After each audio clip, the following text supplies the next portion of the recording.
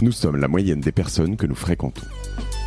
Avec Génération Do It Yourself, je vous propose de rencontrer ensemble des entrepreneurs, sportifs ou artistes qui vont littéralement faire exploser notre moyenne.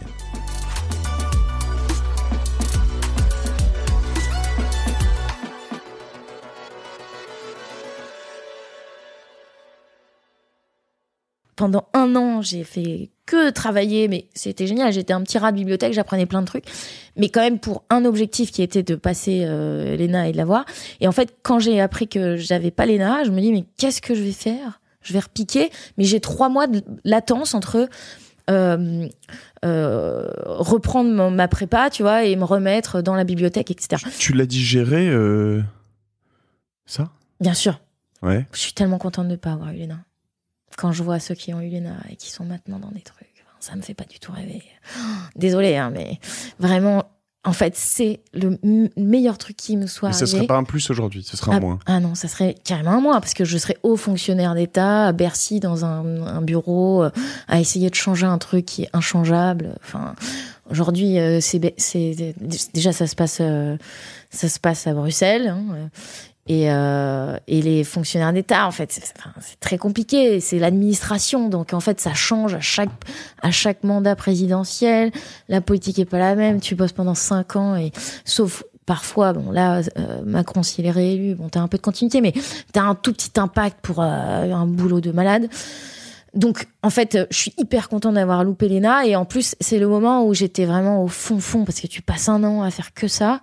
Tu vois qu'il y en a qui y arrivent, mais t'es là, mais c'est pas possible. Mais en fait, elle sait pas parler à une personne, cette fille-là. Et elle est première à l'ENA, quoi. Et c'est ça qui est vraiment très frustrant. Je vais aller regarder qui était la première. Ouais, tu savais.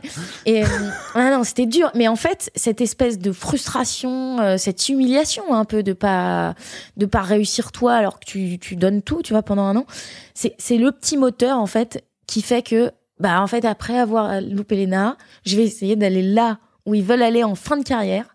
Donc, je vais taper à la porte de l'Élysée et je vais commencer là-dedans. Et donc, c'est vraiment ce truc-là.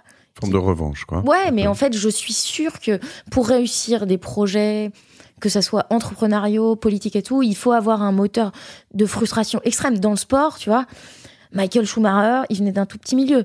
Lionel Messi, il a pris des hormones de croissance parce qu'il était tout petit, en fait. Et donc, maintenant, il fait 1m69, mais sans ça. Et donc, Simone Biles, tu vois, en gymnastique, elle fait 1m42 et sa mère était une toxico.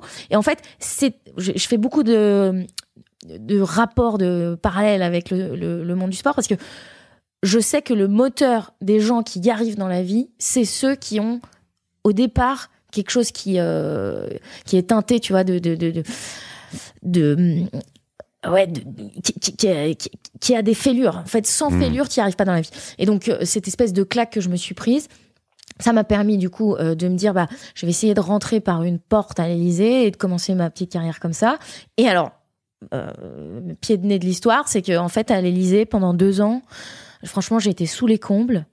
Je travaillais comme une malade, je faisais des notes, je préparais des déplacements.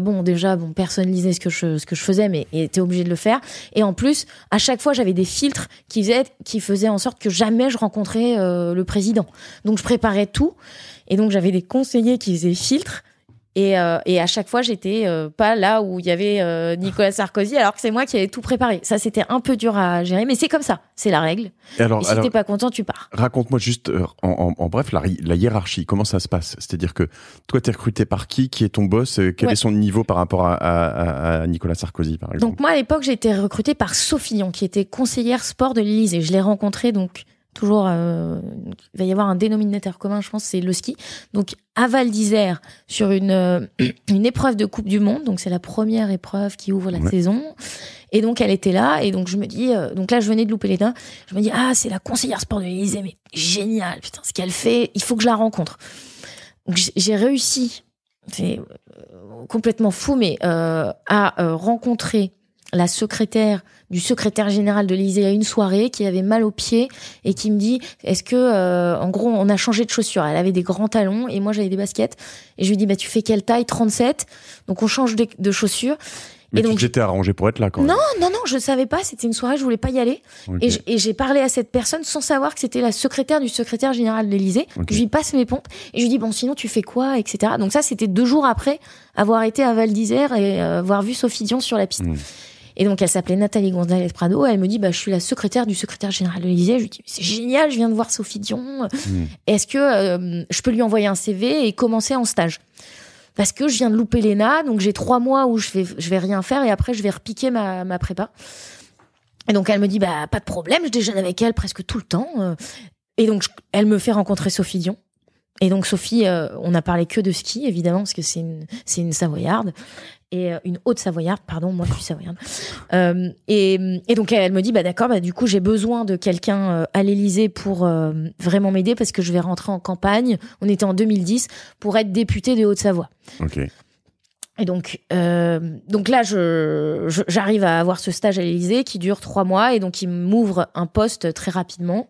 Et donc là, j'étais chargée de mission au sport pour m'occuper des dossiers sport de l'Élysée. Voilà comment ça a commencé.